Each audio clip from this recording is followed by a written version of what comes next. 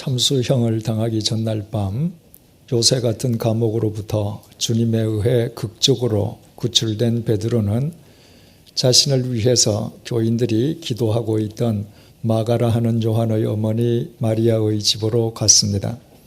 베드로는 자신이 살아서 돌아왔음을 선뜻 믿지 못하는 교인들에게 주님께서 자신을 어떻게 구원해 주셨는지 소상하게 설명해 준 다음 마침 그곳에 부재 중이던 예수님의 동생 야고보와 다른 교인들에게도 자신의 말을 전해주기를 당부했습니다.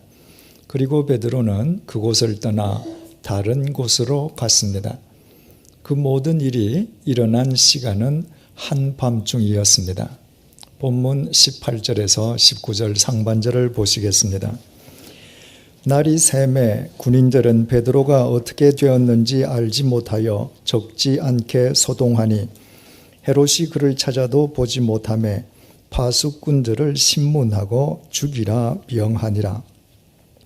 날이 새기가 무섭게 감옥에서 일대 소동이 벌어졌습니다. 두 사람의 군사가 지키고 있는 감방 속에서 양손이 또 다른 두 군사의 손과 함께 쇠사슬에 묶여있던 베드로가 밤사이에 깜쪽같이 사라진 것이었습니다. 감옥을 샅샅이 뒤졌지만 그 어디에서도 베드로의 모습은 보이지 않았습니다. 파수꾼들은 대체 어떻게 된 영문인지 도무지 알 길이 없었습니다. 그러나 그것은 파수꾼들의 실수나 태만으로 인한 일이 아니었습니다. 그것은 하나님의 신비스러운 구원의 역사였기에 파수꾼들에게는 그 어떤 책임이나 잘못이 있을 수 없었습니다. 오히려 파수꾼들은 자신들에게 주어진 책임과 의무에 충성을 다했을 뿐입니다. 그런데도 사라진 베드로를 다시 찾지 못하자 대노한 헤롯 아그리파 1세는 그 파수꾼들을 신문한 뒤에 죽여버리고 말았습니다. 지난 시간에 살펴본 것처럼 헤롯이 죽였던 파수꾼들의 수는 최소한 4명이었습니다. 하나님께서 베드로 한 사람을 살리시기 위해서 베드로 한 사람의 생명을 최소한 4명의 파수꾼들과 맞바꾸신 것이었습니다. 가난하고 무식한 어부 출신에 불과한 보잘것없는 자기 자신의 생명을 하나님께서 왜 최소한 파수꾼 4명의 생명과 맞바꾸셨는가? 하나님께서 베드로 자신을 살리시는 대신에 왜 파수꾼 최소한 4명을 죽게 내버려 두셨는가? 그런 것을 따지는 것은 베드로에게는 부질없는 일이었습니다. 베드로에게 중요한 것은 하찮은 자신의 생명을 최소한 파수꾼 4명의 생명과 맞바꾸실 정도로 하나님께서 자신을 사랑하신다는 사실 그 자체였습니다.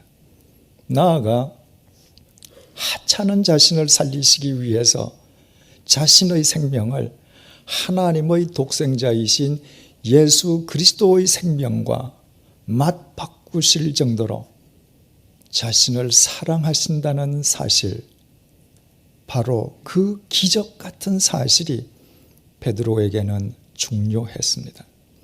베드로에게는 자신이 그리스도인이 되었다는 것 자체가 기적이었습니다.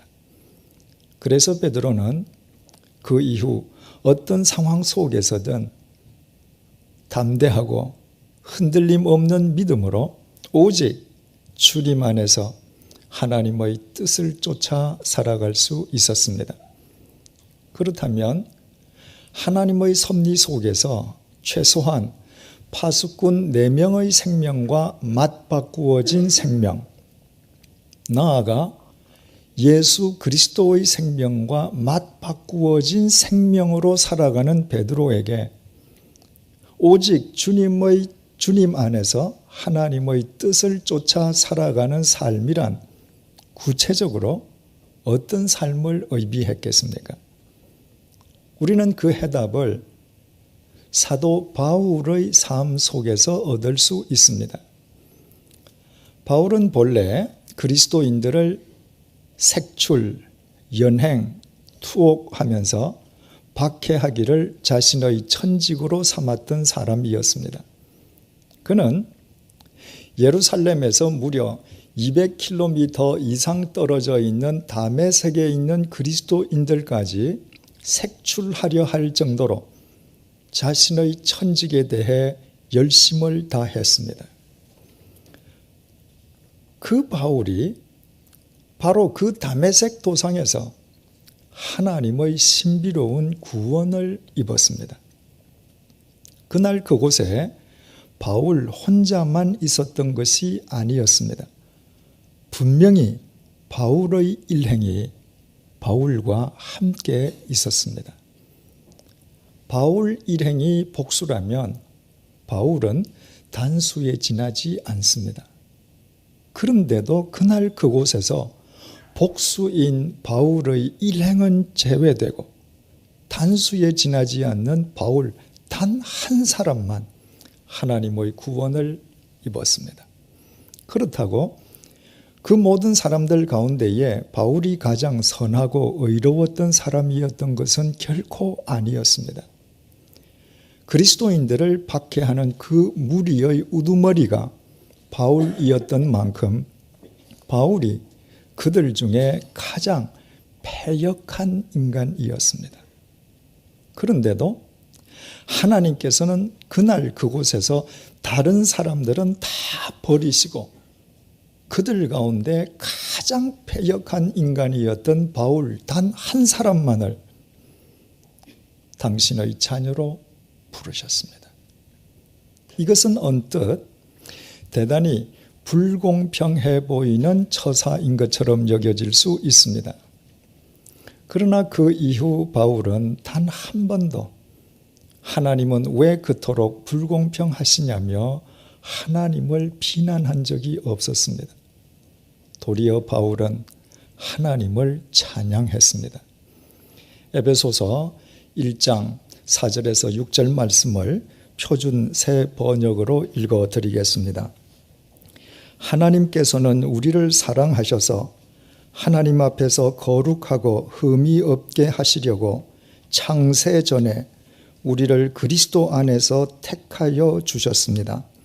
그리고 하나님의 기뻐하시는 뜻대로 예수 그리스도로 말미암아 우리를 하나님의 자녀로 예정하셔서 하나님의 사랑하시는 아들 안에서 우리에게 거저 주신 하나님의 영광스러운 은혜를 찬미하게 하셨습니다.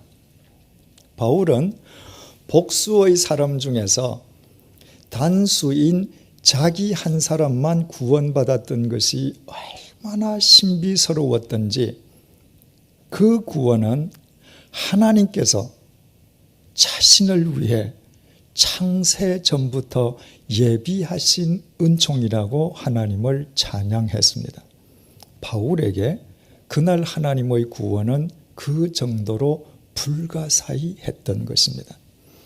더욱이 하나님의 구원이 하나님께서 가장 패역한 인간이었던 자신의 생명을 하나님의 독생자이신 예수 그리스도의 생명과 맞바꾸신 결과임을 깨달았던 바울은 그 이후 일평생토록 어떤 시련과 박해 속에서도 하나님의 사랑에 사로잡혀 살지 않을 수가 없었습니다.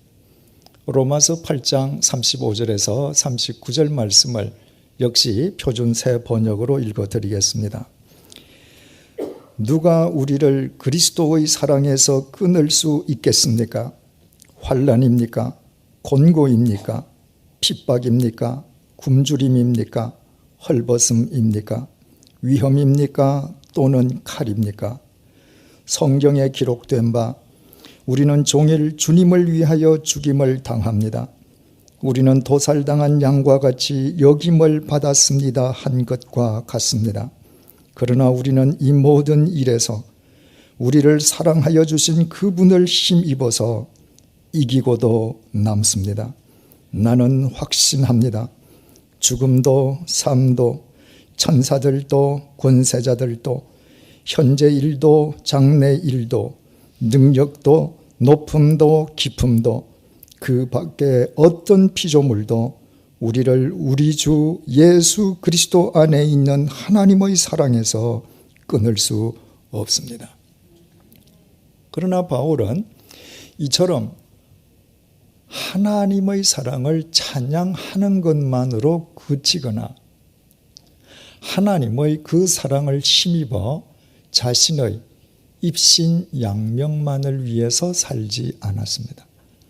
만약 바울이 그런 삶을 살았더라면 바울은 성경이 우리에게 전해주는 바대로의 위대한 사도 바울이 될 수는 없었을 것입니다. 바울은 로마서 1장 14절에서 15절을 통해 이렇게 고백했습니다. 나는 그리스 사람에게나 미개한 사람에게나 지혜가 있는 사람에게나 어리석은 사람에게나 다 빚을 진 사람입니다. 그러므로 나의 간절한 소원은 로마에 있는 여러분들에게도 복음을 전하는 일입니다. 전통적으로 모든 유대인들은 예외 없이 인종차별주의자들이었습니다. 소위 선민의식에 젖어 있던 그들은 어느 민족도 자신들과 동일한 인간으로 간주하지 않았습니다. 그러나 바울은 달랐습니다. 바울은 유대인이든 이방인이든 문명인이든 야만인이든 지식인이든 무식꾼이든 차별 없이 사랑하면서 그 모든 사람들에게 빚진 마음으로 살았습니다. 하나님께서 패역한 자신의 생명을 예수 그리스도의 생명과 맞바꾸시는 사랑을 베풀어 주신 것은 그 사랑을 자기 홀로 누리라 하심이 아니라 하나님께서 구원하시려는 또 다른 사람을 위한 도구로 자신을 사용하시기 위함임을 바울은 정확하게 알고 있었던 것입니다.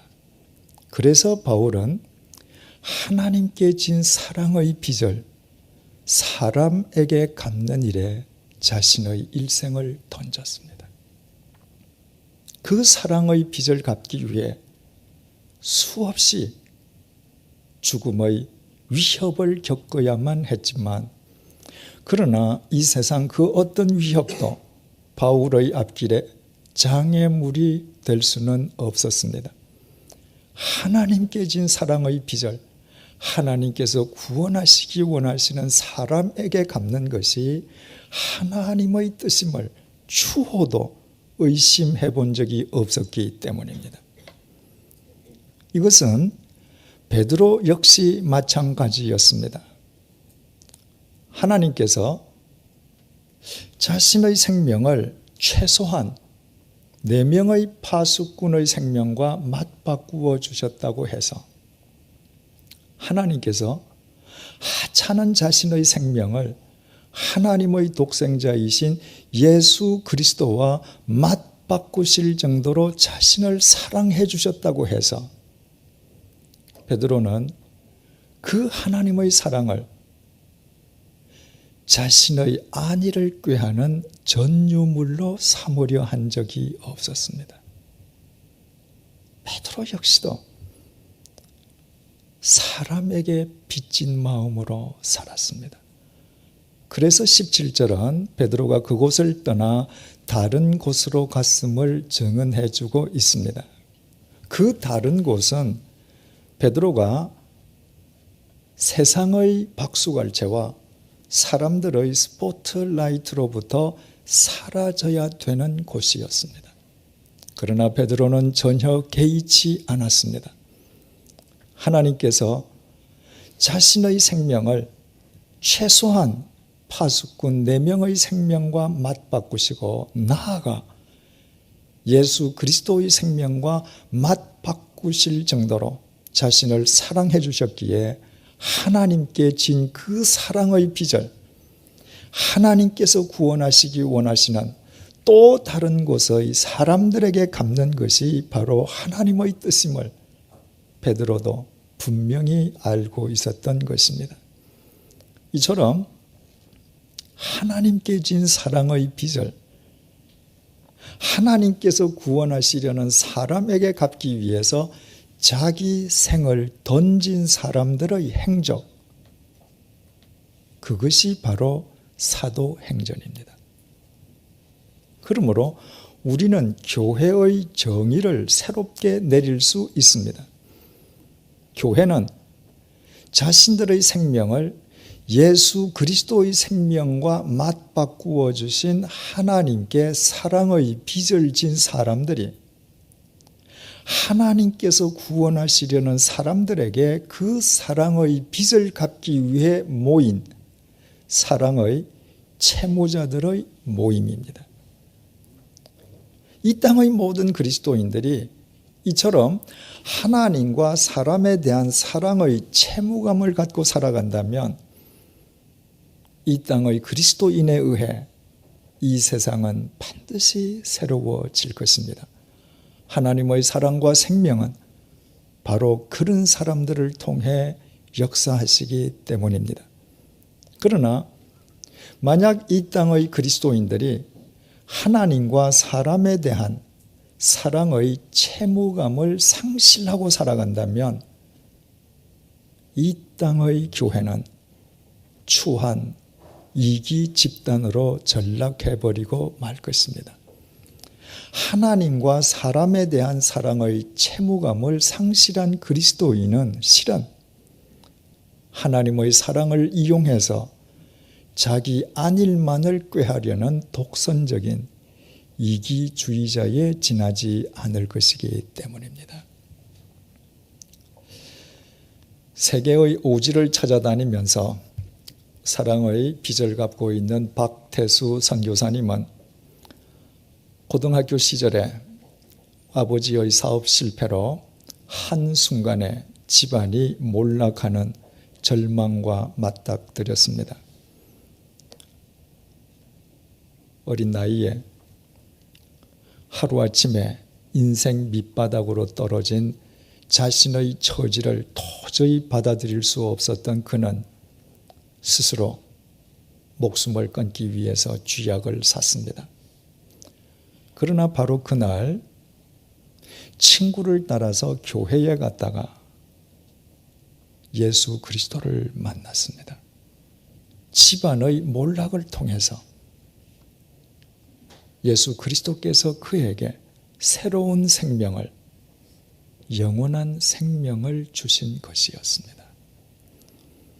그는 그날 밤에 쥐약을 버렸습니다. 그리고 그날 이후로 지금까지 그분은 하나님께 진 사랑의 빚을 세계 오지의 소외된 사람들에게 갚으며 살아오고 있습니다. 그 박 선교사님의 수기인 보이지 않는 세계가 더 넓다는 책 속에는 그분이 만났던 일본 여성 리코에 대한 이야기가 소개되어 있습니다. 박 선교사님이 아프가니스탄에서 사역할 때의 일입니다. 타고 가던 낡은 자동차가 차 바퀴의 축이 부러지면서 허허 벌판에서 그냥 멈추어 버렸습니다. 주위 사방 어디에도 도움을 청할 곳이 없었습니다. 현지인 운전기사가 하루 종일 애를 썼지만 자동차는 전혀 움직일 기미가 보이지 않았습니다. 해질 무렵 마침 그곳을 구호단체의 지프차가 지나가다가 그 앞에서 멈추어 섰습니다. 지프차에서 내린 구호단체 직원들은 박 선교사님 일행을 그 차에 태우고 그곳에서 자동차로 2시간 거리에 있는 자신들의 숙소까지 함께 가서 그분들을 그날 밤 자신들의 숙소에서 묵게 했습니다. 그 구호단체 직원 가운데에 일본 여성 리꼬가 있었습니다. 아프가니스탄의 오지에서 같은 동양인끼리 만나 얼마나 기뻤던지 두 사람은 차를 마시면서 밤이 늦기까지 환담을 나누었습니다. 리꼬는 도쿄의 인류대학 정치학과를 다니다가 우연한 기회에 소외된 사람을 만남으로 그의 인생관이 바뀌었습니다. 그는 정치학을 포기하고 의사의 길로 인생 진로를 바꾸었습니다. 정치보다는 의술이 소외된 사람들에게 더 큰 도움이 될 것이라는 판단에서였습니다. 인턴과 레지던트 과정을 마칠 즈음에 주위 모든 사람들의 만류를 뿌리치고 전쟁 직후의 아프가니스탄의 난민을 돕기 위해서 자원해서 아프가니스탄을 찾아왔습니다. 그리고 지난 3년 동안 아프가니스탄에서도 가장 열악한 산악지방을 찾아다니면서 구호 활동을 벌이고 있는 중이었습니다.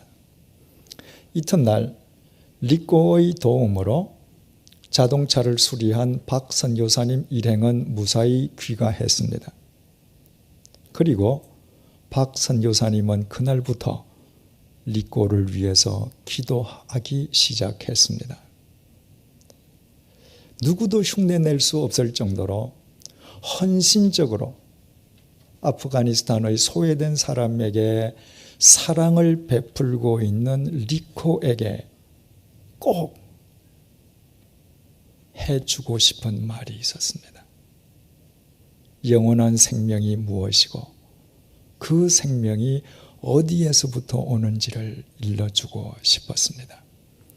리코가 고민하고 있는 인생 문제는 아무리 파고들어도 끝이 없는 땅속과 같고 불쌍하고 가난한 사람들을 돕고 사랑하는 것도 생명의 참된 본질과 접해지지 아니하면 계속 갈증을 일으킬 뿐이라는 사실을 그녀에게 전해주고 싶었던 것입니다. 그래서 박 선교사님은 수차례 리꼬가 일하는 구호단체를 찾아갔지만 그때마다 서로 길이 엇갈려서 만나지는 못했습니다. 몇 달이 지난 뒤에 아프가니스탄의 수도 카불의 한 식당에서 우연히 리코를 만났습니다. 박 선교사님은 그동안 기도하면서 준비해왔던 복음을 리코에게 전했습니다. 갑작스러운 아버지의 사업 실패로 고교 시절에 자살하기 위해서 쥐약을 샀던 이야기. 그날 친구를 통해 자신을 만나주신 예수 그리스도께서 자기 인생을 어떻게 변화시켜 주셨는지 주님의 사랑과 생명에 대해 열과 성을 다해서 설명해 주었습니다. 박 선교사님의 말을 끝까지 진지하게 듣던 리코가 박 선교사님에게 이렇게 질문했습니다. 나는 이곳에서 죽는 것도 겁내지 않고 이 나라 사람들을 도왔습니다. 지뢰가 깔린 마을도 전염병이 돌고 있는 마을도 아무 거리낌 없이 다녔지요. 내가 활동하는 지역은 당신이 알다시피 인간답게 살 수 있는 환경이 아닙니다. 일본에서는 강아지도 이렇게 살지는 않습니다. 그러나 나는 그런 환경도 개의치 않았습니다. 왠지 아십니까? 이 사람들이 너무 불쌍해서 그랬습니다. 이렇게 어려운 사람들을 보는 것만으로도 마음이 아파서 견딜 수 없었지요. 내가 할 수 있는 최선의 봉사와 구호를 하는 것이 인간의 도리라고 생각했지요. 그런데 나보다 더 큰 사랑을 가졌다고 말하는 당신 같은 사람들은 어디에 있습니까? 이 세상 전부를 사랑하시는 하나님을 믿는다는 사람들은 지금 어디에 있습니까? 그 하나님을 믿으면 영원히 살 수 있다고 하면서 어떻게 이 지옥 같은 곳에 살고 있는 사람들을 도울 생각은 하지 않는가요? 완전한 사랑으로 사랑하시는 하나님이시라고요. 그런 사랑이 어떤 사랑인지 이곳에 와서 왜 보여주지는 못하는 건가요? 죽는 것이 겁이 나서인가요? 니꼬는 예의를 갖추어 정중하게 말했지만 그러나 격앙된 감정마저 숨기려 하지는 않았습니다. 니꼬는 말만 하고 행동하지 않는 사람은 상식적으로 납득할 수 없는 사람이라고 했습니다. 니꼬는 복음 그 자체에 반항한 것이 아니었습니다. 니꼬는 하나님을 믿는다는 사람들의 삶에 실망해서 그 사람들이 믿는다는 하나님을 믿을 수 없노라고 말했습니다. 마침내 니꼬가 식당을 떠나가면서 박 선교사님에게 마지막 말을 던졌습니다. 그런데 선교사님은 좀 다른 사람 같습니다. 그러나 니꼬의 그 마지막 말이 선교사님에게 위로가 되기는커녕 오히려 자신을 더 부끄럽게 만들었습니다. 그리고 그 이후에도 니꼬의 말들이 사라지지 않고 선교사님의 귀 속에서 메아리를 쳤습니다. 여기 사람들은 지옥같이 살아가는데 천국을 얻었다는 당신 같은 사람들은 어디에 있습니까? 나는 죽어서 지옥에 간다고 해도 위험을 무릅쓰고 이들을 도우려고 애를 쓰고 있는데 영생을 얻었다는 당신 같은 사람들은 왜 이곳에 오지 않는 것입니까? 이곳에서 죽는 것이 두려운가요? 이곳에서 죽으면 천국에 가지 못하는 건가요?